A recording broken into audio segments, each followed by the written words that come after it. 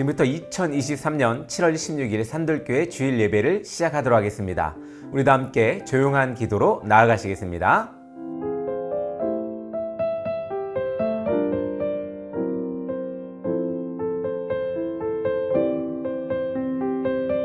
지금 이 시간은 우리 사도신경으로 우리의 신앙을 고백하는 시간입니다. 우리도 함께 사도신경으로 신앙 고백하겠습니다. 전능하사 천지를 만드신 하나님 아버지를 내가 믿사오며 그 외아들 우리 주 예수 그리스도를 믿사오니 이는 성령으로 잉태하사 동정녀 마리아에게 낳으시고 본디오 빌라도에게 고난을 받으사 십자가에 못 박혀 죽으시고 장사한 지 사흘 만에 죽은 자 가운데서 다시 살아나시며 하늘에 오르사 전능하신 하나님 편에 앉아 계시다가 저리로서 산자와 죽은 자를 심판하러 오시리라. 성령을 믿사오며 거룩한 공예와 성도가 서로 교통하는 것과 죄를 사하여 주시는 것과 몸이 다히 사는 것과 영원히 사는 것을 믿사옵나이다. 아멘. 지금 이 시간은 우리 세상의 언어로 하나님의 음성을 듣는 시간입니다. 우리도 함께 하나님의 음성을 들어보시기 바랍니다.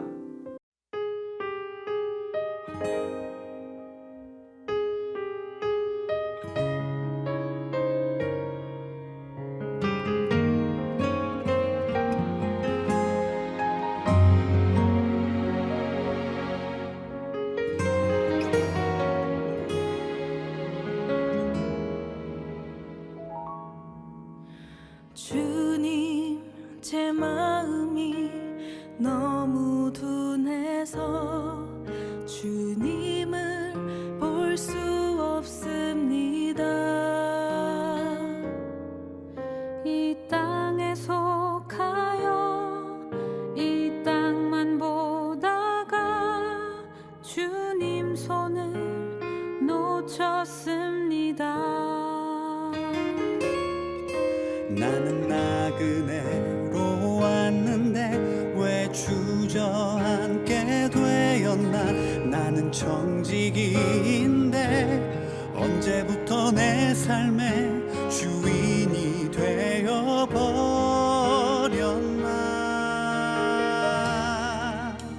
믿음이 없이는 기쁘시게 못하나니 고된 수고도 다 헛될 뿐이라. 믿음이 없어서 무너진 삶의 모든 자리에 다시 주님을 기다립니다.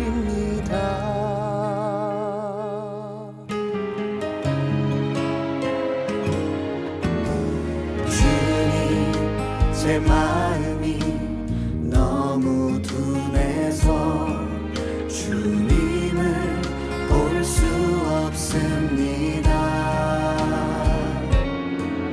이 땅에 속하여 이 땅만 보다가 주님 손을 놓쳤습니다. 나는 나그네로 왔는데 왜 주저앉게 되었나. 나는 청지기인데 언제부터 내 삶의 주인이 되어버렸나.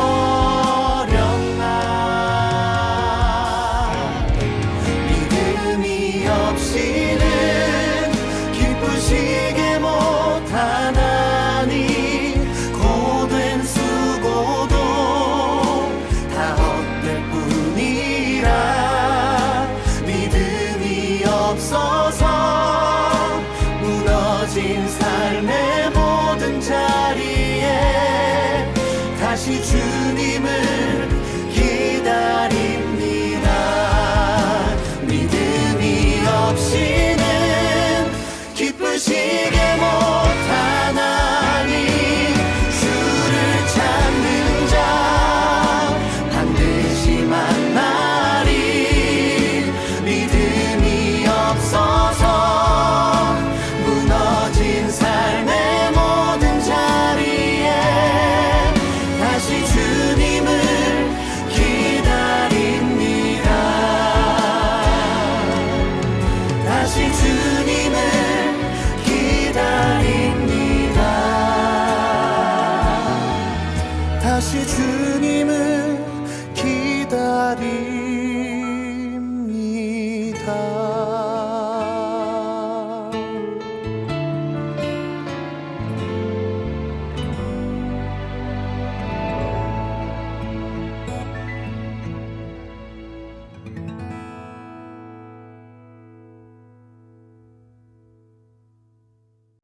오늘 우리에게 주시는 말씀은 여호수아 24장 14절에서 22절의 말씀입니다. 우리 다 함께 합독하도록 하겠습니다. 그러므로 이제는 여호와를 경외하며 온전함과 진실함으로 그를 섬기라.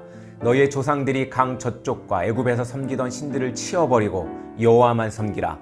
만일 여호와를 섬기는 것이 너희에게 좋지 않게 보이거든 너희 조상들이 강 저쪽에서 섬기던 신들이든지 또는 너희가 거주하는 땅에 있는 아미 족속의 신들이든지 너희가 섬길 자를 오늘 택하라. 오직 나와 내 집은 여호와를 섬기겠노라 하니 백성이 대답하여 이르되 우리가 결단코 여호와를 버리고 다른 신들을 섬기기를 하지 아니하오리니 이는 우리 하나님 여호와께서 친히 우리와 우리 조상들을 인도하여 애굽 땅 종되었던 집에서 올라오게 하시고 우리 목전에서 그 큰 이적들을 행하시고 우리가 행한 모든 길과 우리가 지나온 모든 백성들 중에서 우리를 보호하셨음이며 여호와께서 또 모든 백성들과 이 땅에 거주하던 아모리 족속을 우리 앞에서 쫓아내셨음이라. 그러므로 우리도 여호와를 섬기리니 그는 우리 하나님이심이니이다 하니라.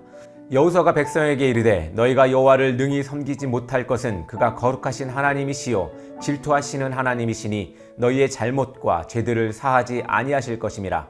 만일 너희가 여호와를 버리고 이방 신들을 섬기면 너희에게 복을 내리신 후에도 돌이켜 너희에게 재앙을 내리시고 너희를 멸하시리라 하니 백성이 여호수아에게 말하되 아니니이다 우리가 여호와를 섬기겠나이다 하는지라. 여호수아가 백성에게 이르되 너희가 여호와를 택하고 그를 섬기리라 하였으니 스스로 증인이 되었느니라 하니 그들이 이르되 우리가 증인이 되었나이다 하더라. 아멘. 할렐루야, 반갑습니다. 여러분들 한 주간 어떻게 잘 지내셨는지 모르겠습니다. 요즘 장마철이 한창이라 너무나 꿉꿉하고 또 지치고 또 이 개운하지 못함에 너무나 지치는 삶을 살고 계시는 여러분들 계실 텐데 힘내시고 오늘 또 말씀 들으심으로 기쁨 넘치는 그런 삶 되기를 간절히 소망합니다. 오늘은 하나님을 섬기는 자세라는 제목으로 여러분들에게 여호수아 24장 14절에서 22절의 말씀을 가지고 함께 나누려고 합니다. 여러분들 하나님을 어떻게 섬겨야 할까요? 많은 사람들이 또 여러 방법으로 하나님을 섬기고 있습니다.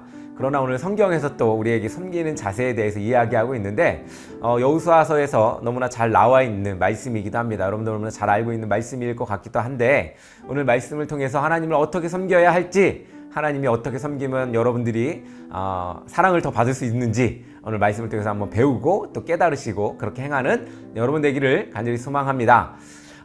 가나안 정복에 성공한 여호수아는 땅을 모두 분배하고서 황혼의 시대를 맞이하게 되었습니다. 계속해서 우리 여호수아 1장, 2장 이렇게 이야기하다가 갑자기 24장으로 넘어왔습니다. 이제 여호수아가 땅을 다 차지하고 또 분배도 다 하고 또 별 내용이 없어요. 분배 잘했다는 이야기입니다. 그래서 이제 분배 잘 하고 이제 그러고 이제 그 사이에 광야를 시험하지 않은 세대들이 자라나기 시작했습니다. 다음 세대가 나오기 시작했다는 거죠. 하나님의 은혜를 체험한 9세대와 그렇지 못한 신세대 사이에 괴리감의 위기의식을 느꼈습니다. 그래서 여호수아는 세겜에서의 고별 설교를 통해서 오직 여호와만 섬길 것을 권면하고 있습니다. 우리나라에도 이런 세대적 갈등들이 참으로 많이 있죠. 왜 세대적 갈등이 생길까요?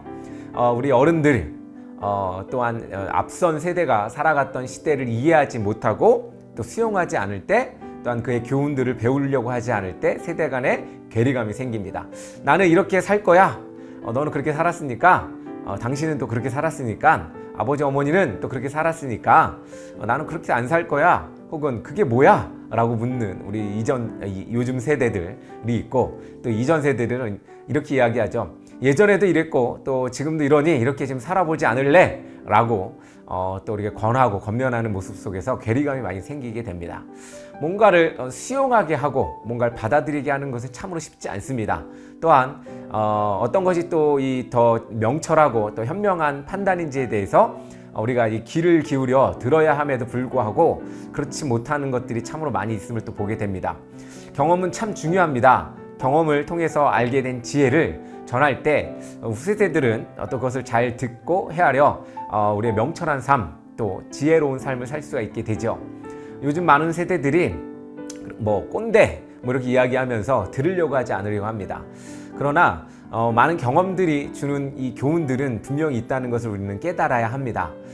과거에 이 사회가 변경되고 또 산업이 발달하면서 많은 것들이 신세대에게 주어졌죠. 구세대들이 뭐 핸드폰을 잘 못 쓴다든가 또한 뭐 이런 전자적인 것에 또 이렇게 많이 못하는 모습들이 보일지 모르겠지만 삶에 있어서 살아감에 있어서 그것이 전부가 아닌 것을 우리는 알고 있습니다.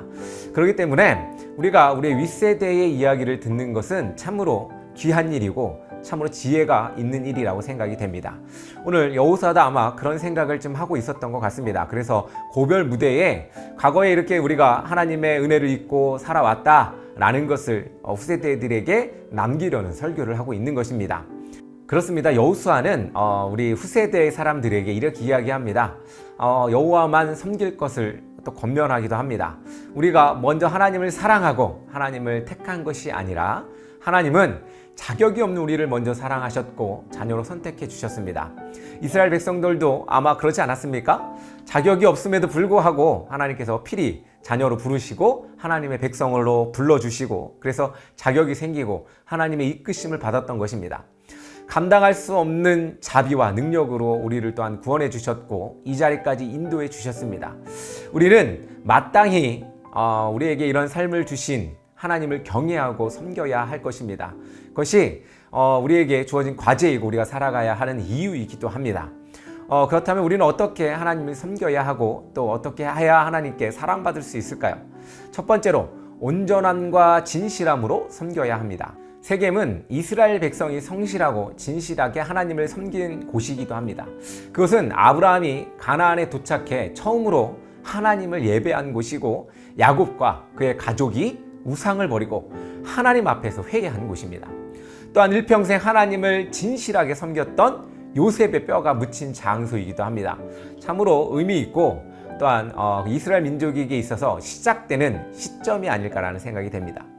여호수아는 이 역사적인 곳에서 설교를 합니다. 우리도 뭐 역사적인 곳 여러분들 가보셔서 알 수 있겠지만 저는 뭐 이스라엘도 가보고 뭐 그랬습니다. 그런데 이스라엘에 가보니까 예수님이 사셨던 당시의 모습들을 상상할 수 있게 됩니다. 또한 예수님께서 이 자리에서 우리에게 이렇게 이야기하셨구나 혹은 이런 삶의 환경 속에서 또 이야기하셨구나 라는 깨달음을 얻게 되었습니다. 우리의 신앙의 시작 예수님이 사셨던 그 시제를 보면서 많은 것을 느끼게 됐는데 그렇습니다. 오늘 이스라엘의 이 백성들도 어땠습니까? 이 이스라엘이 처음으로 이 시작되는 시점 세겜 땅에서 바로 이 여호수아는 그러한 설교를 하고 있는 것입니다. 그렇게 이스라엘 백성들에게 이 설교로 일깨우고 있었습니다. 온전함은 하나님을 사랑하는 그리스도인들이 갖춰야 할 기본적인 덕목입니다. 온전함. 이 진실함은 또 하나님을 경외하는 자들이 지녀야 하는 근본적인 성품이기도 합니다. 온전함과 진실함. 온전하지 않고 진실하지 않은 사람들은 거룩하신 하나님을 제대로 섬길 수가 없습니다. 온전하고 또한 진실하게 하나님을 섬겨야 합니다. 완벽하지 않더라도 하나님은 우리를 온전하고 진실한 신앙을 갖기를 원하십니다. 또한 그래서 우리는 그것을 위해서 노력해야 합니다. 이것이 바로 우리가 살아가야 하는 또한 신앙생활을 하는 모습이기도 합니다. 온전함. 그것은 바로 바르게 올바르게 믿는 것을 이야기합니다. 진실함이란 바로 우리가 마음을 다하여 하나님을 섬긴다는 것을 의미합니다. 우리가 마음과 뜻을 다하여 하나님 섬겨라 이 구약의 기본 진리죠. 그런데 우리에게 그것을 요구하고 있는 것입니다. 온전함, 바르게, 오르게, 올바르게 또한 선하게 그렇게 하나님을 섬겨야 하고 또한 마음을 다하여 그것들을 해 나가야 합니다. 사랑하는 성도 여러분, 그렇게 살아가는 여러분 되기를 간절히 소망합니다. 여러분들 가운데에 온전함과 진실함으로 하나님을 섬기기를 간절히 축원합니다. 두 번째로 우상을 버리고 섬겨야 합니다. 여호수아는 너희 조상들이 강 저쪽과 애굽에서 섬기던 신들을 치워버리고 여호와만 섬겨라 라고 권면하고 있습니다. 우리는 두 주인을 섬길 수 없습니다. 하나님보다 더 사랑하는 것은 모두 우상이 됩니다. 돈, 명예, 권력, 재능, 학위, 성공, 심지어 가족도 우상이 될 수가 있습니다. 우리가 믿는 하나님은 질투하시는 하나님이라고 합니다. 여러분, 질투는 어떤 건가요? 나보다 다른 것을 더 좋아하는 것, 그것이 질투가 되지 않겠습니까? 하나님보다 그 무엇도 더 좋아하는 것, 그것은 바로 하나님의 질투의 대상이 됩니다. 그 질투가 어떨까요? 여러분들 그 질투는 너무나도 무서운 것일 수도 있습니다.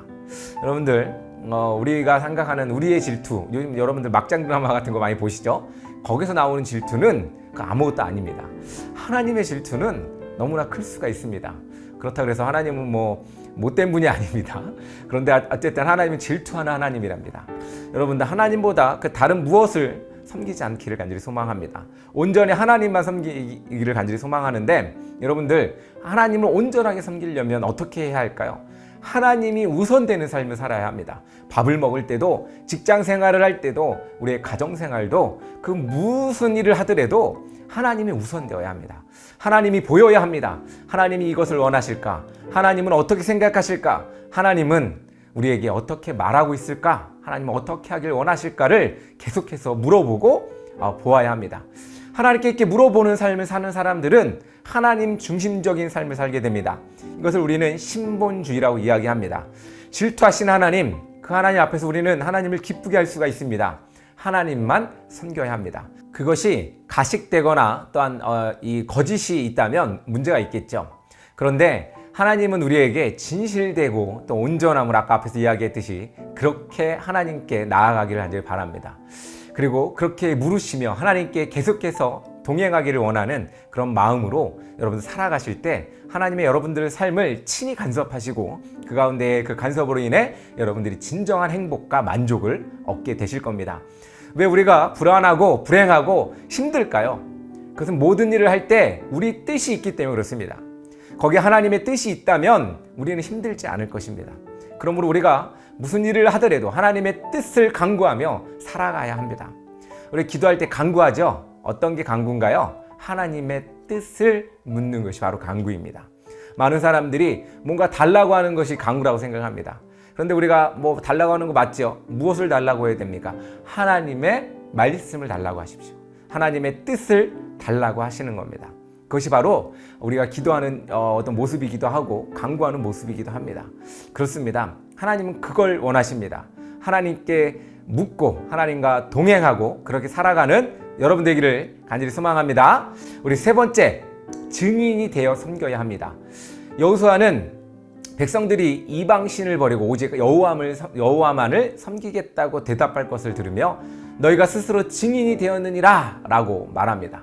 우리 참으로 많은 고백을 하죠. 하나님만 섬기겠습니다. 오직 주만 섬기겠다라는 찬양도 입이 떠나지 않게 또 입이 마르게 이야기합니다. 그런데 정말 그렇게 살고 있습니까? 오직 하나님만 섬기고 살아가고 있습니까?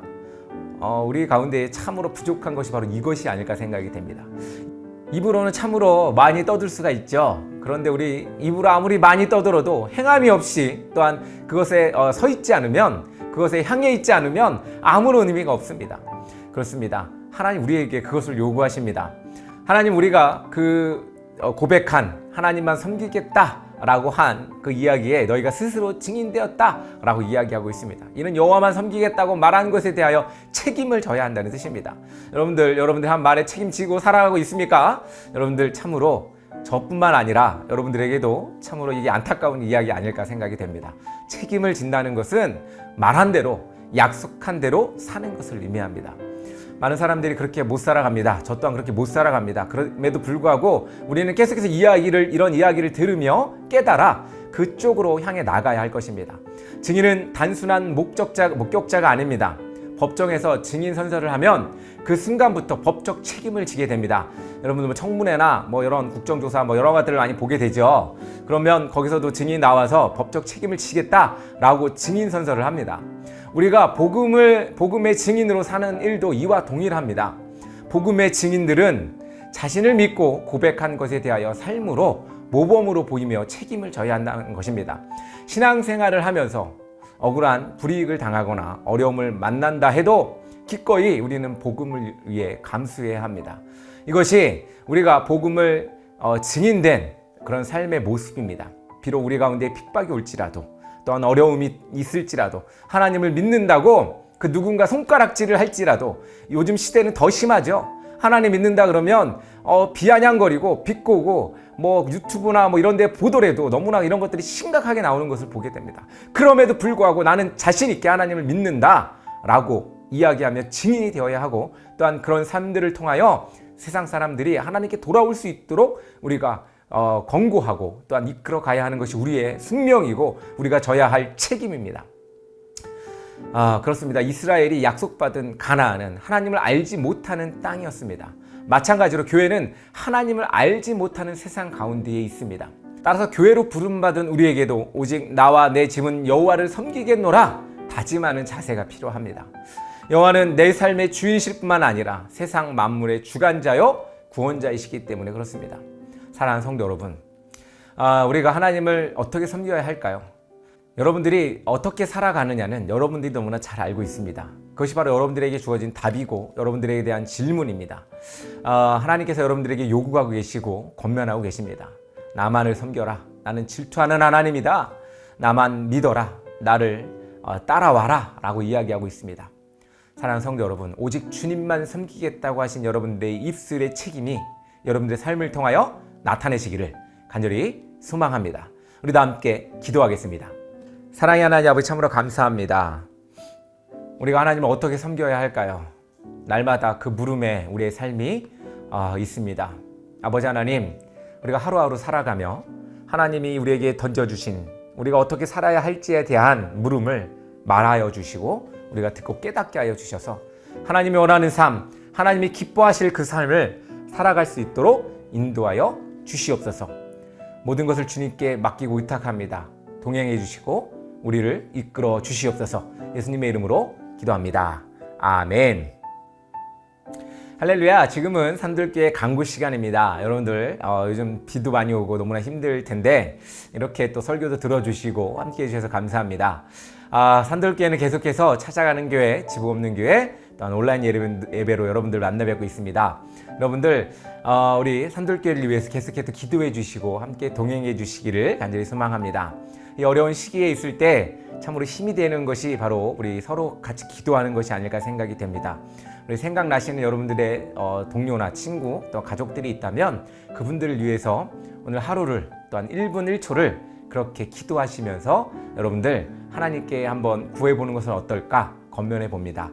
여러분들 우리가 주변을 참 많이 안 돌아본다는 생각이 참 많이 합니다. 우리 옆에 주변을 좀 돌아보시면서 우리가 힘든 삶을 살아가는 이들을 위해서 우리 같이 눈물을 흘려주시고 하나님의 마음이 있는 그곳에 여러분들의 마음이 있기를 또한 여러분의 손길이 있기를 간절히 소망합니다. 요즘 또 이 비가 많이 오는 것들을 보면서 자연 환경이 많이 파괴되어서 또한 이렇게 많은 우리에게 고난이 오는 것이 아닌가라는 생각을 해봅니다.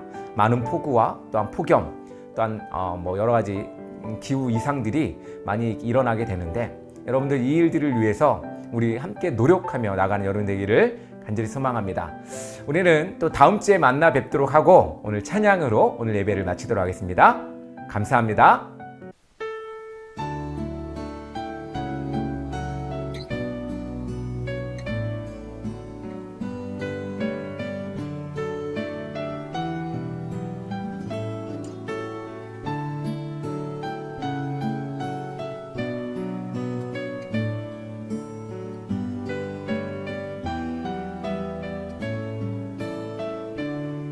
세상이 아름답게 피어오르고 기쁨이 가득한 이 봄날에 그대의 두 손에는 장미꽃보다 사랑에 나의 마음 주고 싶어라. 따스한 햇살 받아 사랑을 입고 춤추며 속삭이는 이 한날에 그대의 가슴에는 진주옷보다 진실한 나의 노래 담고 싶어라. 오늘을 걸어갈 때나 내일이 밝아올 때나 오 하나님의 크신 축복 그대에게 내리리라. 하루하루 살아가는 인생 인생 속에서 꽃처럼 피어난 그대에게 두 손 모아 간절하게 기도하네. 당신의 앞길에 축복 있으라.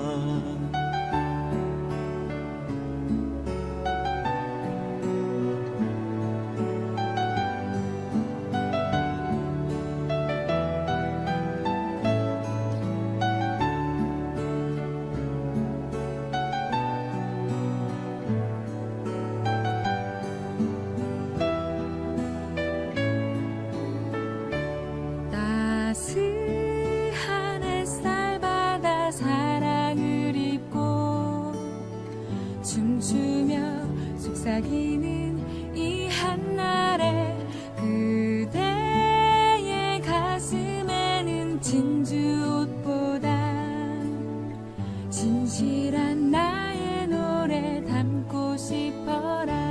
오늘을 걸어갈 때나 내일이 밝아올 때나 오 하나님의 크신 축복 그대에게 내리리라. 하루하루 살아가는 인생 속에서 꽃처럼 피어난 그대에게 두 손 모아 간절하게 기도하네. 당신의 앞길에 축복 있으라. 하나님 당신에게 축복하소서.